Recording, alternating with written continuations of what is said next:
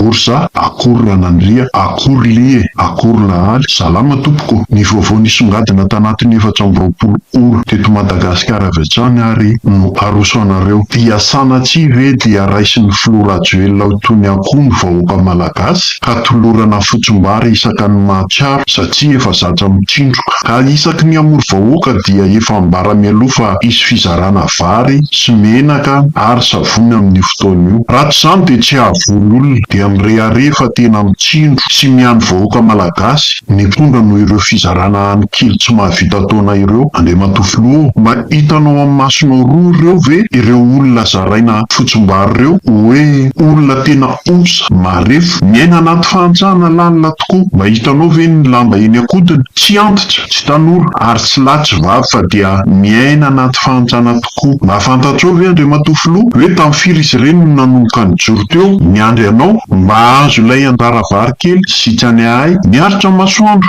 rivotra nanomboka ny maraina mandra-pahatonga anao. Zapanao izany, tsy ny kabarinao akory nahatongavany eo na koa hoe faly miaona sy mifanatitava aminao fa ny tsy fananana Andriamatofilo. Mahantsa loatra ny vahoaka malagasy eto Madagasikara irery no misy izany fizarana sakafo ataon'ny filoham-pirenena izany raha manerana an'izao tontolo izao. Eny fa na eto Afrika fotsiny aza, izay kontinanta izay maro firenena mahantsa. Efa naheno ve isika hoe tao Seychelles, Comore izay nosy kely tsy lavitra antsika ary mahantsa lavitra noho isika raha resaka harena kibon'ny tany, resaka ala, resaka fiompiana. Eny indrindra na eo amin'ny habean'ny velaran-tany fotsiny aza. Kanefa dia tsy mbola nanangonao olona no zaraina sakafo tena ikanda izany ny filoham-pirenena tany amin'ireo firenena ireo. Jereo fotsiny eo amin'ny Repoblika Demokratika Congo izay tany miady mahita olona nomena vatsotrindro ve isika tany? Tany miady hoy aho isika tsy tany miady, maro arena kanefa dia mitsindroka ny ankamaroantsika malagasy. Rehefa miresaka amin'ireny ray aman-dreny efa nahazo taona ireny ny tena dia milaza mihitsy ry zareo fa naleo ny miaina fahazana tany na tamin'ny Repoblika voalohany na tamin'ny fitondran'ny amiraly toy izay izao amin'ny andro iainantsika izao. Miaina tsara zahay tamin'izany hoy ry zareo, misy lanjany ny karama sy ny vola. Eny fa na dia nisy aza ny fotoana mila harambary tsy mijaly toy izao ny malagasy. Miroborobo ny orinasa afakaba taty afara, niasa sy nahita asa avokoa ny olona teny ambany tanàna tamin'izany. Ny rano tsy novidim-bola, ny jiro tsy tapaka. Ka nahoana no amin'izao fitondrana izay ao anatin'ny teknôlôjia malalaka eran-tany izao sy miroborobo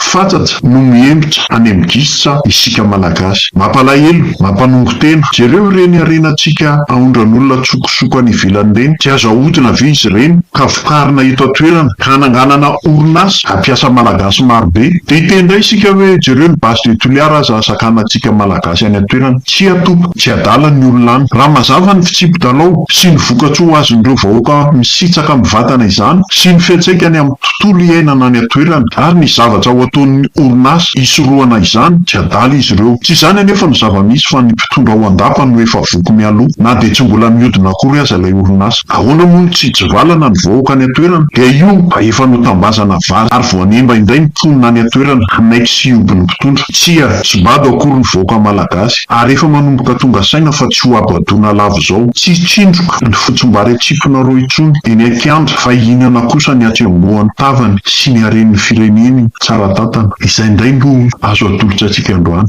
Veloma vetivety indray tompoko.